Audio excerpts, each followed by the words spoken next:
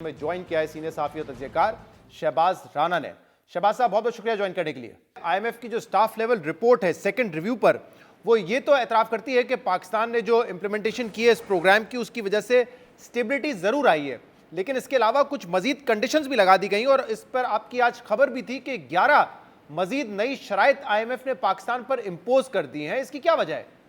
جی بسم اللہ الرحمن الرحیم. بہت شکریہ شہزاد صاحب. دیکھیں اسٹیبلٹی تو آئی ہے، اس میں تو کوئی شک والی بات نہیں ہے، ہم سب مانتے ہیں، آپ بھی اور ہم بھی، کہ compare to 2 years ago situation بہت بہتر ہے. لیکن یہ جو اسٹیبلٹی ہے یہ ابھی تک فورن ڈائریکٹ انویسٹمنٹ میں اور پاکستان کی ایکسپورٹس انکریز کرنے میں، اور اس کے ساتھ ہی ہمارا جو ایک اوور آل ہم نے ایک فورن کیپٹل مارکیٹس کو ہم نے کیپچر ان کو کرنا تھا، کیپٹلائز کرنا تھا، وہاں جا کے بانڈس فلوٹ کرنے تھے، اس میں یہ اسٹیبلٹی ٹرانسلیٹ ابھی تک نہیں ہو رہی، اس میں مشکلات آ رہی ہیں.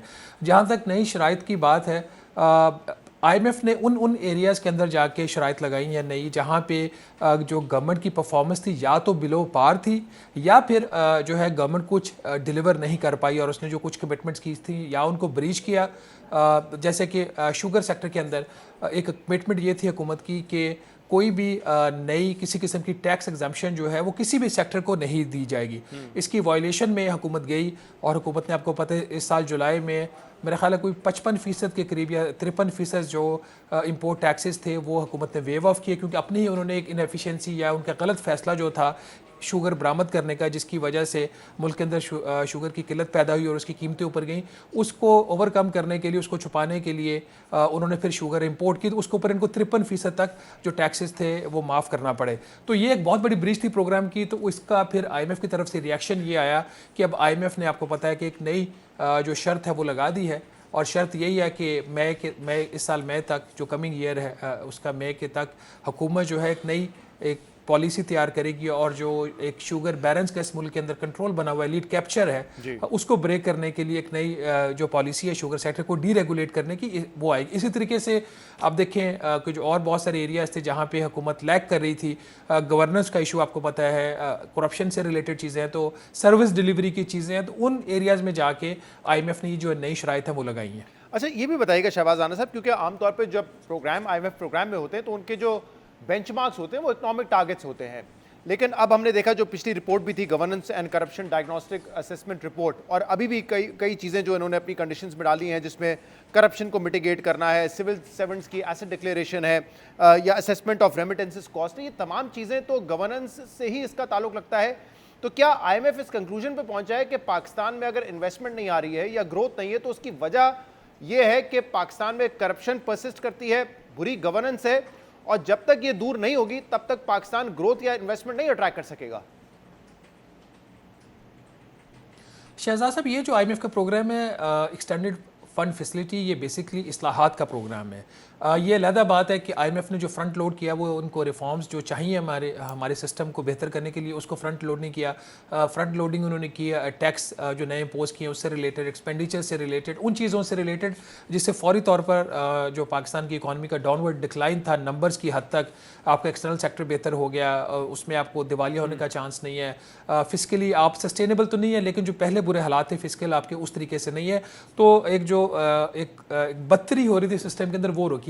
جو لانگ ٹرم چیز ہے جہاں پہ جا کے پاکستان کی اکانومی نے بہتر ہونا ہے، اس کی سروس ڈیلیوری بہتر ہونی ہے، اس نے سسٹینیبل جو فوٹنگ پہ کھڑے ہونا ہے، اس کے لیے یہ ساری چیزیں امپورٹنٹ ہیں. یہ صرف 11 نئی شرائط کی بات نہیں ہے، یہ جو 64 کنڈیشنز ہیں اس میں میرا خیال 18 یا 20 ایسی شرائط ہیں جو اعداد و شمار سے جن کا تعلق ہے، انڈیکیٹر سے تعلق ہے. باقی وہ چیزیں جو critical areas of Pakistan economy ہے، آپ کی انویسٹمنٹ ہے، آپ کی ٹریڈ لبرلائزیشن ہے، آپ کے اندر اکانومی کے اندر کمپٹیشن کی بات ہو رہی ہے، کرپشن کم کرنے کی بات ہو رہی ہے، ایس او ایز کی جو ہے پرائیویٹائزیشن ہے، اس کے ایس او ای کا جو ہماری کمپنیاں ہیں گورنمنٹ کی اون، ان کا جو نظام ہے گورننس کا، اس کو انٹرنیشنل بیسٹ پریکٹسز کے ساتھ منسلک کرنا ہے. تو یہ وہ کرٹیکل ایریاز. اب مسئلہ یہ ہوا ہے چونکہ ہم اتنی بری حالت میں تھے کہ ہمیں فوری طور پر یہ structure reforms I M F شروع نہیں کر سکتا تھا. اس نے پہلا 1 سال اسی چیز پہ لگا دیا کہ اکانومی اسٹیبلائز ہو جائے. جو فیز 2 ہے وچ از دی موسٹ کرٹیکل فیز، کہ آپ نے یہ تمام اصلاحات کرنی، وہ اب شروع ہوئی ہے. تو اگر اس حکومت جہاں پہ مس کر رہی ہے، آپ نے دیکھا ہوگا وہیں پہ آئی ایم ایف اسے ایک اور ذرا سخت قسم کی شرط لے کے آ رہی ہے. تو آئی ایم ایف کی انٹینشنز تو ابھی تک واضح ہو رہی ہیں کہ وہ اصلاحات کروانا چاہ رہی ہے آئی ایم ایف پاکستان سے، لیکن کیا حکومت پاکستان یہ اصلاحات کرے گی یا وہ اس میں پھر وہ کوئی نہ کوئی رعایت لے گی، ایکسٹینشن لے گی، یہ دیکھنے والی بات. یعنی شہباز آپ یہ کہہ رہے ہیں کہ جو کرٹیکل ایریاز پر اب آئی ایم ایف فوکس کر رہا ہے یہ بھی اتنے ہی اہم ہے جتنے کہ اکنامک بینچ مارکس ہوتے ہیں، اور اگر ان پر بھی عمل درآمد نہیں کیا تو کیا مستقبل میں جو یہ پلان کا کنٹینیو ہونا یا قسط ہماری رک جاتی ہے، ان کا دارومدار اس سے بھی ہے یا نہیں ہے؟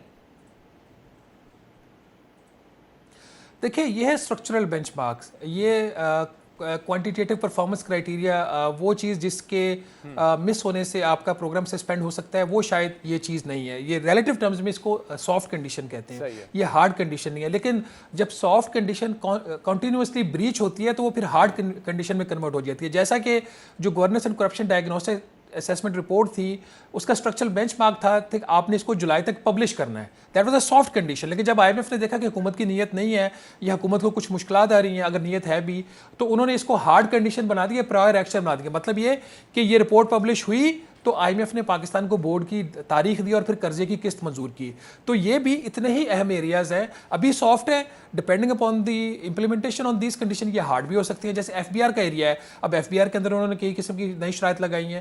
تو ایف بی آر کے اندر ہم نے سب کچھ کر کے دیکھ لیا، گاڑیاں بھی دیکھ لی، تنخواہوں میں 4 گنا اضافہ بھی کر کے دیکھ لیا، باہر سے چیئرمین ایف بی آر بھی لے آئے. اس کے باوجود جو چیزیں وہ ٹھیک نہیں ہو رہی تو ایونچولی پھر I M F hard conditions کی طرف جائے گا. تو یہ جو کرٹیکل ایریاز ہیں اس کو حکومت کو لائٹ اس لیے نہیں لینا چاہیے کہ یہ سافٹ کنڈیشنز ہیں. یہ چونکہ کرٹیکل ہیں، سافٹ ہیں، لیکن یہ ہارڈ بھی ہو سکتے ہیں. صحیح. شہباز آپ کی خبر میں یہ بھی کہا گیا تھا کہ حکومت آئی ایم ایف سے اگری کیا ہے کہ اگر ریونیو شارٹ فال رہتا ہے by the end of December تو پھر منی بجٹ بھی لایا جا سکتا ہے، جس میں آپ نے کچھ میجرز کے والے سے بھی بات کی ہے کہ فرٹیلائزر اور پیسٹیسائڈس پہ جو فیڈرل ایکسائز ڈیوٹی ہے اس کو 5% سے بڑھایا جا سکتا ہے. اس کے علاوہ شگری جو آئٹمز ہیں اور ان کو بھی جو ہے ایک اسٹینڈرڈ ٹیکس ریٹ پہ لایا جا سکتا ہے.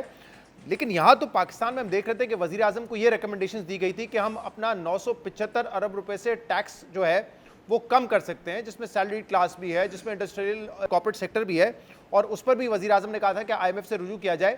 تو ایک طرف تو حکومت بات کر رہی ہے کہ 975 ارب روپے کا جو ٹیکس برڈن ہے وہ کم کیا جائے، لیکن یہاں پہ تو آپ کی رپورٹ میں لکھا ہوا ہے کہ منی بجٹ بھی آ سکتا ہے جس میں مزید ٹیکسیشن کی جا سکتی ہے. دیکھیے یہ جو منی بجٹ والی چیز ہے یہ کہانی پچھلے سال بھی تھی، حکومت نے مینیج کر لیا منی بجٹ نہیں لے کے. اس کے باوجود آپ کو پتا کہ ایک تاریخی شارٹ فال آیا in recent years F B R کی کلیکشن میں. ابھی بھی جو صورتحال ہے وہ اچھی نہیں ہے. 5 ماہ میں 413 ارب روپے کا شارٹ فال ہے.